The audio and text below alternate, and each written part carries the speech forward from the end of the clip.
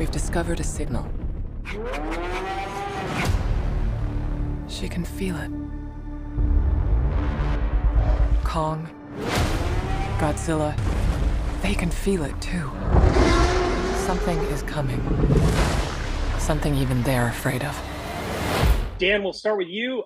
You worked with Adam Wingard on The Guest 10 years ago, and you reunited with him now on Godzilla X Kong, The New Empire.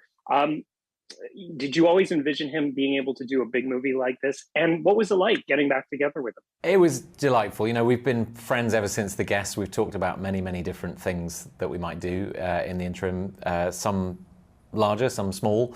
Watching him work his way up to these big blockbuster movies has been really amazing, because the thing I found setting foot on this set was that he's preserved the same spirit of indie fanboy filmmaking, just on a larger scale, and he's having just as much fun, with these big blockbuster movies as he was on something like The Guest. So it's a really, really nice thing to see him carry that spirit forward. Rebecca, you're back for round two. What was it like to come back for another romp in this universe with Godzilla and Kong? Great. It was a romp. That's exactly right. Yeah, I had great fun. I mean, look, I had tremendous fun on the first one. I was just thrilled to get the phone call. I was momentarily worried about my hair. I remember saying to Adam, you do know that I might have a pixie cut that's blonde now. It's very different to Dr. Andrews. And there was a pause, and then he was like, cool, well, that can work. Yeah, that can work. Let's make her action. She's got a job promotion, new haircut. It's great. I couldn't be happier. Yeah. Dan, Trapper's got an amazing playlist.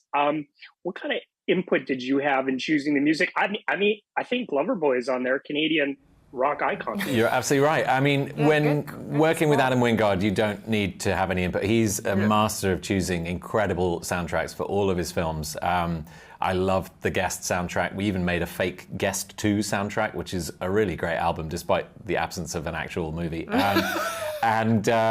That track Where's that? It's online. Guest 2 soundtrack. It's out on vinyl. It's a really great album, but we have not made the film yet. The track that Trapper is introduced to, that gets played while he's extracting Kong's tooth, that was always in the script. That was playing while I was doing that, obviously mouthing along with the words. We pretty much sung it every time you walked onto set. Yeah, it was a bit of a staple. It became, the crew started doing it. But I love, that's one of the great things about an Adam Wingard movie, is that there's going to be really cool lighting, it's going to look amazing, and it's going to have a really, really dope soundtrack. And you knew all the songs? Some of them. I think he's always got some deep cuts. I didn't know the Canadian one. It was very well spotted. I had no idea. Yeah. I knew the Gotcha one, though. I heard that before. That was great. Well, I should know that. Look, Godzilla and Kong. Kong is over 90 years old. Godzilla's over 70 years old. Wow. To you both, Rebecca, you can start it off. But how have these, your thoughts on how these characters have endured for so many decades? I didn't know there was 70 and 90. That's a really interesting statistic. I've not actually heard it. They should be running for president. Yeah, they should be. There's my headline. That was good. Well done. I'm sorry, I'm just going to recover from that one for a minute. They're looking good on it. They're looking great. They're looking fab. Movie magic. Yeah, they Movie are. magic. Yeah, among the most agile of they got action the health. stars They on got the planet. They can keep going. And now Oscar winner as well. Yeah, Godzilla. Oscar winner. They've got augmentations. They can keep going forever. What? Why have audiences connected with these two over the years? I mean, my hunch is a couple things. I think that there is a sense that they are larger than life, literally. They're larger than people. There is the sense of enormity, of awe when you go to this. It's sort of what cinema's built for, is to feel this kind of something that is fantastical and huge and bigger than us. And I think there is something sort of oddly humbling in that, and a little bit cathartic when you see them annihilate people again and again, and civilizations, and sense that, like, there are things that we cannot control. There's a sort of pleasure in watching that kind of thing happen. I think also the many different metaphors have been put on them.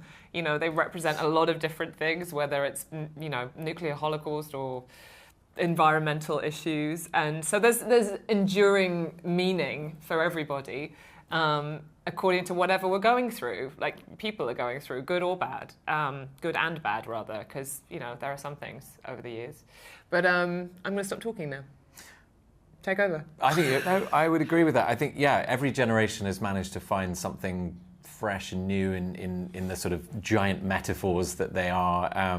And that they represent, and also as the technology has evolved, and we've been able to kind of explore their stories. So they've gone from being just sort of roaring things that climb the Empire State Building to creatures that are characters in movies that have an actual storyline that is heartfelt, and we really connect with them now because of what we're able to create and show audiences.